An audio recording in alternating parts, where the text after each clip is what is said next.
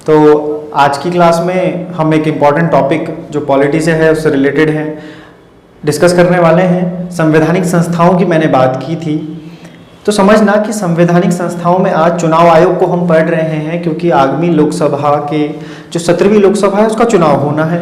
तो चुनाव आयोग एक बहुत बड़ा इसमें काम कर रहा होता है। जिस तरह से इतना बड़ा चुनाव जब करवाना है, आम लोकसभा चुनाव है, आम चुनाव है या देश का सबसे बड़ा, तो चुनाव आयोग की जो महत्वपूर्ण भूमिका है वो तो है ही। उसके अलावा चुनाव आयोग बना कैसे, चुनाव आयोग का विकास कैसे हुआ, चुनाव आयोग को संविधान ने, क्योंकि संवैधानिक संस्था है तो संविधान ने इसको इम्पॉर्टेंट मानते हुए किस तरह की इसकी संरचना करी, कैसे इसकी कार्यविधि बनाई, ये सब हम डिस्कस करेंगे। तो एक एक पॉइंट आप डिस्कस करें, आराम से देखें इसको अच्छे से, ताकि आपके सारे डाउट्स और सभी चीज जो कॉन्सेप्ट है वो क्लियर हो जाए और सारे क्वेश्चंस आपको इजी लगने लगे। ठीक है, तो चुनाव आयोग सबसे पहले भाग 15 की आप हेडिंग लगाएं कि संविधान के भाग 15 में ये है, आर्टिकल 324 से 329 तक की बात करता है, अनुच्छेद 324 से 329। कभी कभी सीधा सा प्रश्न होता है कि ये किस आर्टिकल में इसकी बात की गई है, चुनाव आयोग को किस आर्टिकल में कहां तक रखा हुआ है, संविधान के किस भाग में रखा हुआ है। तो ये आप ध्यान रखेंगे, भाग 15 आर्टिकल 324 से 329 और चुनाव आयोग। सबसे पहले लिखना, यह एक अखिल भारतीय संस्था है। अखिल भारतीय संस्था का हर एक शब्द जो यहाँ पर लिखा हुआ है इसका मतलब है अखिल भारतीय संस्था। अखिल भारतीय संस्था मतलब पूरे भारत के लिए संस्था काम कर रही है। ये किस प्रकार से काम करेगी, इसके कार्य बड़े इंपॉर्टेंट है। फिर लिखना, यह 3 सदस्यीय आयोग है। देखिए जब ये बना था ना, हाँ, बनने की इसकी डेट मैं आपको नोट करा दे रहा हूँ, जब पहली बार इसकी स्थापना की गई थी। अगर यहाँ पर दिख रहा है, किसी को कोई दिक्कत नहीं है तो लिखना 25 जनवरी 1950 पहली बार बना था। और एक सदस्य आयोग था, उस समय पर एक सदस्य आयोग था और इसके पहले चेयरपर्सन या पहले आयुक्त, पहले मुख्य आयुक्त जो थे वो थे, पहले मुख्य आयुक्त जो थे सुकुमार सेन, है ना, यहां पर लिख दे रहा हूं मैं, ठीक है, सुकुमार सेन। तो ये ध्यान रखिएगा, सुकुमार सेन पहले मुख्य आयुक्त थे। स्टैब्लिश किया गया था 25 जन 1950 को, लेकिन स्थिति बदली, समय बदला और 3 सदस्यीय आयोग 1993 से इसमें कर दिए गए। एक्चुअल में 1989 में आए थे, लेकिन हुआ ऐसा कि 1990 में इसको फिर से निरस्त कर दिया गया और 1 सदस्य बना गया।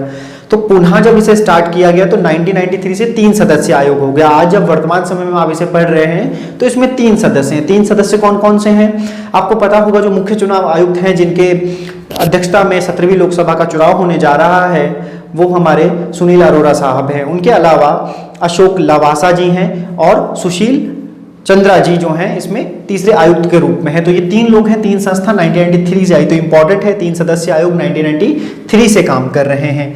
इनकी नियुक्ति राष्ट्रपति द्वारा इनकी नियुक्ति की जाती है। इनकी नियुक्ति के ऊपर मैं और बात करूंगा, उससे पहले आप देखें इनकी राष्ट्रपति द्वारा नियुक्ति की जाती है और इनका जो कार्यकाल होता है वो 6 वर्ष या 65 वर्ष की आयु तक होता है, जो भी अधिक हो। अगर 6 वर्ष पहले हो रहा है तो 6 वर्ष, अन्यथा 65 वर्ष की आयु तक वो अपने पद पर रह सकते हैं। ठीक है, अब बात मैं करूंगा कि राष्ट्रपति द्वारा इनकी नियुक्ति की जाती है। तो संविधान ने नहीं बताया कि इनकी शिक्षा क्या हो,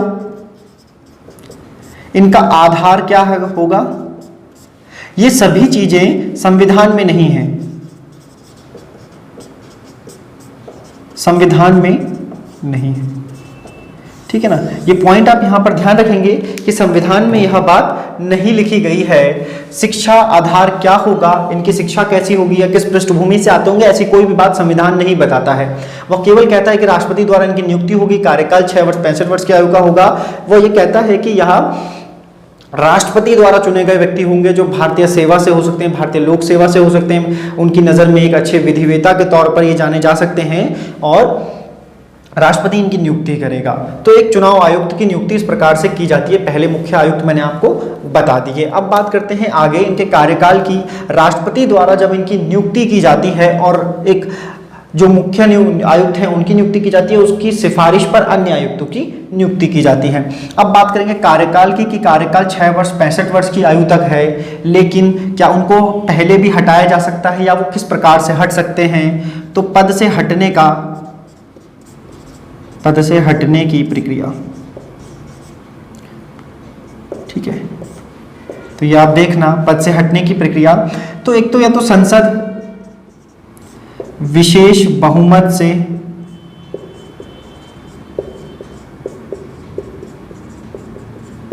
संसद विशेष बहुमत से हटाने का संकल्प पारित करे, प्रस्ताव पारित करे भी लिख सकते हैं आप, संकल्प पारित करें। ठीक है, जैसे कि सुप्रीम कोर्ट के न्यायाधीश को,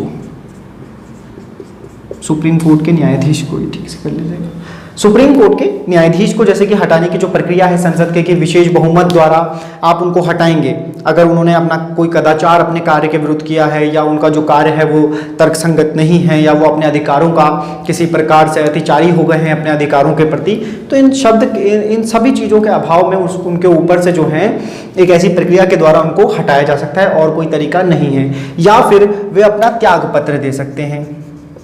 तो यहाँ पर सीधा प्रश्न बनता है कि जो मुख्य चुनाव आयुक्त होते हैं वो अपना त्याग पत्र किसको देते हैं, तो वो अपना त्याग पत्र देंगे प्रेसिडेंट को, ठीक है ना, प्रेसिडेंट को। तो ये आप ध्यान रखेंगे कि वो अपना त्याग पत्र जो है प्रेसिडेंट को देंगे। क्लियर है, यहाँ तक बात समझ आ रही है? चलो ठीक है, ठीक है। तो यहाँ पर इतना अगर समझ आ गया है तो बात करेंगे चुनाव आयोग के कार्य की, क्योंकि यहाँ से कोई प्रश्न अब छूटेगा नहीं। यहाँ से सिंपल सी बात है, पहले मुख्य चुनाव आयुक्त मैंने आपको बता दिए, वर्तमान में भी मैं बता चुका हूँ, अगर लिखने होंगे मैं आगे लिख दूंगा। तो ये आप ध्यान रखिएगा कि पद से हटाने की प्रक्रिया कैसी है, सुप्रीम कोर्ट के न्यायाधीश के जैसी है, इस बात को ध्यान रखेंगे। चले आगे चलते हैं। अब इतना संगठन ये बनाया गया है, 3 सदस्य 1993 से हो गया। तो वर्तमान में आपको मैंने बताया 3 लोग हैं और 17वीं लोकसभा का चुनाव चल रहा है। तो इनके कार्य क्या होंगे, है ना, मेन हेडिंग है इनके कार्य। तो समझना, पहला इनका जो कार्य है वो है चुनाव करवाना, देश भर में चुनाव करवाएंगे, है ना, चुनाव करवाना। तो चुनाव किस किस के करवाते हैं, समझना, चुनाव आयोग किस किस के चुनाव करवाता है ये भी क्वेश्चन बनता है। तो चुनाव करवाएंगे किसके, सबसे पहले मैं अगर लिख लूँ संसद तो तुम समझ जाओगे लोकसभा राज्यसभा चीजों के, ठीक है। अगला मैं लिख लूँ राज्य विधानमंडल, राज्य विधानमंडल, स्टेट लेजिस्लेटिव आप लोगों को पता होगा, विधानमंडल, राज्य विधानमंडल, है ना। एमएलए के चुनाव, मिनिस्ट्री ऑफ जो हमारी लेजिस्लेटिव काउंसिल होती है उसके चुनाव भी ये करवाते हैं, राज्य विधानमंडल, ठीक है। फिर मैं अगर लिख लूँ राष्ट्रपति, आपको पता होगा राष्ट्रपति का चुनाव। फिर मैं लिख लूँ उपराष्ट्रपति, कि ध्यान देना यहाँ पर ये सारे के सारे जो चुनाव हैं ये चुनाव आयोग के द्वारा करवाया जाते हैं, जो इनका सबसे बड़ा काम है, ठीक है। उसके बाद है निर्वाचन क्षेत्र का, निर्वाचन क्षेत्र निर्धारित करना, निर्वाचन क्षेत्र निर्धारित करना। अब इसको अगर मैं थोड़ा सा आपको बोल दूं कि निर्वाचन क्षेत्र कैसा, परिसीमन आयोग बनाया जाता है और उसके आधार पर भौगोलिक निर्वाचन क्षेत्र की एक समय ये जो सीमा बनाते हैं वो आपको पता होगा कि किसी ना किसी लोकसभा जब बनती है, लोकसभा आपने देखा होगा संसद के चुनाव के समय में, तो एक विशिष्ट भौगोलिक क्षेत्र होता है, उसमें कुछ जनसंख्या होती है, उस आधार पर ये क्या कहते हैं कि एक सांसद रखा जाता है। तो इसी प्रकार से एमएलए में भी वह परिसीमन करते हैं, सांसद के चुनाव में भी वह परिसीमन कर रहे होते हैं, ठीक है। तो निर्वाचन क्षेत्र निर्धारित करते हैं, चुनाव करवाना, निर्वाचन क्षेत्र निर्धारित करना। अब क्या करते हैं, आपको पता होगा चुनाव से ही संबंधित है, तो राजनीतिक दलों को चुनाव चिन्ह देना, चुनाव चिन्ह देना, ठीक है। ये ध्यान रखिएगा, ये 4 इंपॉर्टेंट कामों में मैंने इनको बांट दिया। अभी मैं इनको और अच्छे से कामों में अगर बांटूंगा तो आपको सारी चीजें इसमें क्लियर हो जाएंगी, ठीक है ना। अब इसमें अगर मैं बोलूं कि इनकी शक्ति क्या क्या है, कार्य हो गए चुनाव करवाना, संसद, राज्य विधानमंडल, राष्ट्रपति, उपराष्ट्रपति। ध्यान से यहाँ पर आप देखेंगे कोई 1-2 चुनाव जो है वो गायब है। कौन से वो चुनाव हैं, वो चुनाव हैं जब किसी राज्य में पंचायत के चुनाव हों, जब किसी उसमें राज्य में नगर पालिका, नगर निगम के या म्यूनसिपालिटीज के चुनाव होते हैं। वे सभी चुनाव नहीं करवाए जाएंगे क्योंकि केंद्रीय चुनाव आयोग है, उसके लिए राज्य चुनाव आयोग के अलग से एक गठन उसका किया गया है। तो आपको ये ध्यान रखना होगा। चलें, निर्वाचन क्षेत्र निर्धारित करता है, राजनीतिक दलों को चुनाव चिन्ह भी देते हैं, और इसके अलावा इनके कुछ प्रशासनिक कार्य हैं, ठीक है ना। कुछ प्रशासनिक कार्य अगर आप 3 भूमिकाओं में देखें तो इनको प्रशासनिक कार्य आप कह सकते हो एक, दूसरा आप इनको कह सकते हो कि यह एक सलाहकारी निकाय के रूप में काम करता है। तो जो आपने लिखे वो प्रशासनिक कार्य हो गए, यहाँ पर जो मैंने आपको लिखाए हैं पहले वाले ये प्रशासनिक कार्य हो गए। अब मैं आपको सलाहकारी कार्य बताता हूँ। आपको पता होगा संसद के किसी सदस्य की अगर योग्यता या अयोग्यता पर सवाल आता है तो राष्ट्रपति किसी सांसद को उसकी अयोग्यता, उसको अयोग्य ठहरा सकता है। तो इसके लिए वो परामर्श किसके साथ करता है? चुनाव आयोग के साथ करता है। ये क्लियर है? चले, है ना, ये क्लियर ही रहना चाहिए। सलाहकारी आयोग है तो आप कह सकते हो कि किसी सांसद की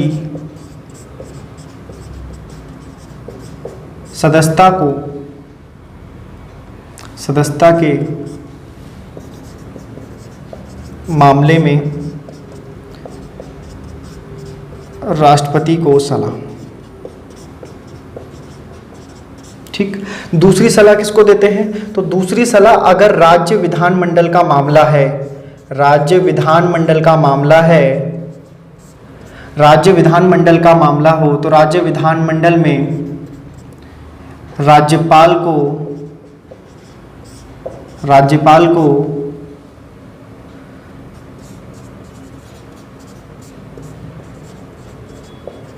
विधानमंडल के सदस्यों की सदस्यता के संदर्भ में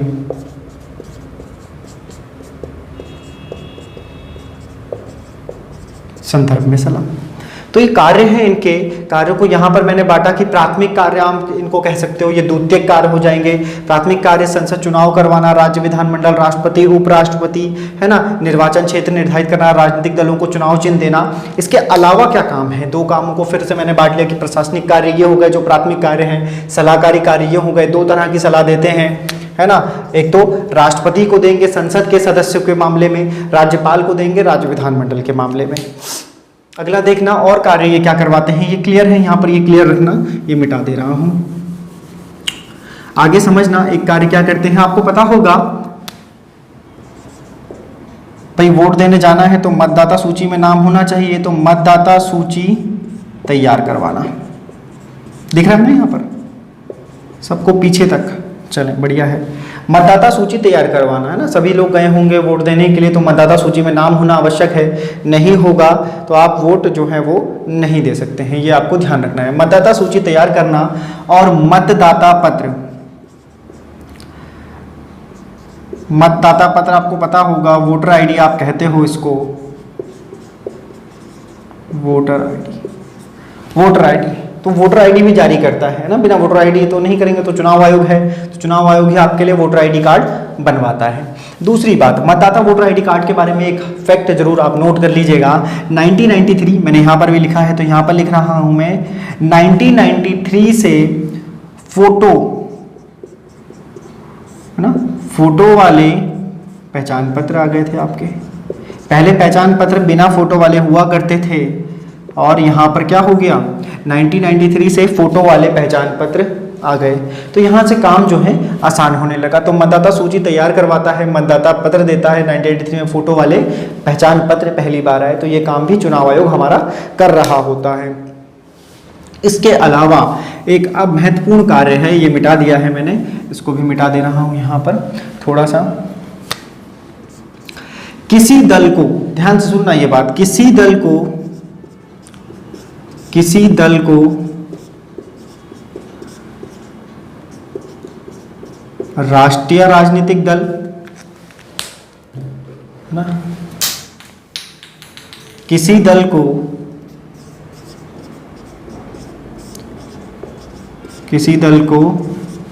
राष्ट्रीय राजनीतिक दल का दर्जा। ठीक, किसी दल को राष्ट्रीय राजनीतिक दल, कोई दल है, राजनीतिक दल होगा यहाँ पर, है ना। किसी राजनीतिक दल को अगर मैं ऐसे लिख लूं,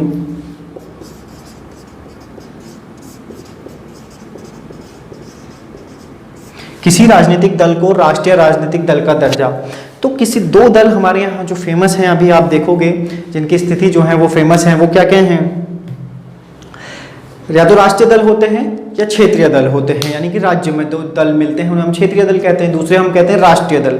तो कोई दल कब राष्ट्रीय दल बनेगा इसका फैसला चुनाव आयोग करता है। इसके लिए एक क्राइटेरिया है जो मैं आगे आपको बताने वाला हूँ, है ना। और आपको अगर अब आप एग्जाम देने वाले तो आपको पता होना चाहिए 17वीं लोकसभा का चुनाव है, आपको वो 6 दल, अभी तक 6 दल हैं, 6 दल ऐसे हैं जो राष्ट्रीय दल का दर्जा प्राप्त कर चुके हैं, है ना। इंडियन एक्सप्रेस की भी एक न्यूज़ मैंने देखी थी, मैं बता रहा हूं आपको कि उन्होंने 4 दलों को ये पूछा है 2019 में कि क्या हम आपको आपका जो राष्ट्रीय दल का दर्जा है क्या हम वो वापस क्यों ना ले लें, आप हमें रीज़न दें। क्योंकि 2014 चुनाव में आपने देखा होगा कई दल एक मिनिमम जो नंबर है सीटों का वो नहीं ले पाए, है ना। तो ये आपको ध्यान रखना है। चलें कोई बात नहीं, मैं आगे चलता हूँ। किसी राजनीतिक दल को राष्ट्रीय राजनीतिक दल का दर्जा दिया जाता है। आगे मैं आपको बताने वाला हूँ कि कैसे राष्ट्रीय राजनीतिक दल का दर्जा जो है वो दिया जाता है। तो इतना क्लियर है, इतना अगर क्लियर है तो मैं आगे आपको लिखवा देता हूँ। चलें तो यहाँ पर ध्यान दीजिएगा, किसी दल को राष्ट्रीय राजनीतिक दल की मान्यता, है ना। 3 क्राइटेरिया मैंने बताया आपको। एक, लोकसभा अथवा राज्य विधानसभा में किन्हीं 4 राज्यों में कुल डाले गए वैध मतों का 6% हो, या फिर किसी एक राज्य अथवा राज्यों में विधानसभा की कम से कम 4 सीटें जीतनी होंगी, लोकसभा में 2% सीटें 11 सीटें कम से कम 3 विभिन्न राज्यों में हो तो राष्ट्रीय दल आप, है ना, दर्जा मिल जाएगा। ये ध्यान रखिएगा। हमारे यहाँ कुल कितनी पार्टियां हैं जो राष्ट्रीय दल बनी हुई हैं? वर्तमान समय में 7 राष्ट्रीय दल हैं, 7 राष्ट्रीय दल है ना। एक आपको पता होगा, आप कांग्रेस बोलते हैं, कांग्रेस, बीजेपी आपको पता होगा, अभी चुनाव में है, आप इतना पढ़ रहे हैं तो इनके बारे में तो एक सामान्य सी जानकारी आपके पास होगी ही। बीएसपी है, बहुजन समाजवादी पार्टी, इनका अगर चुनाव चिन्ह आपको पता होगा, यूपी में बहुत आती हैं, है ना, तो आप देख पाएंगे। बीएसपी हो गया, ध्यान रखिएगा, ठीक है। फिर एनसीपी हो गया, शरद पवार साहब की पार्टी है, नेशनल कांग्रेस पार्टी इसको कहा जाता है। घड़ी इनका चुनाव चिन्ह है, घड़ी इनका चुनाव चिन्ह है, ठीक है। फिर आपने सीपीआई सुना होगा, कम्युनिस्ट पार्टी ऑफ इंडिया, और आपने सुना होगा सीपीआईएम, ठीक है। इनका है हथौड़ा,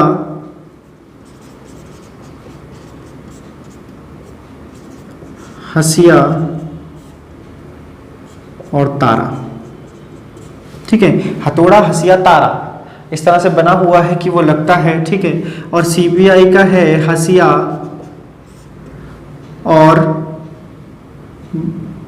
और बाली।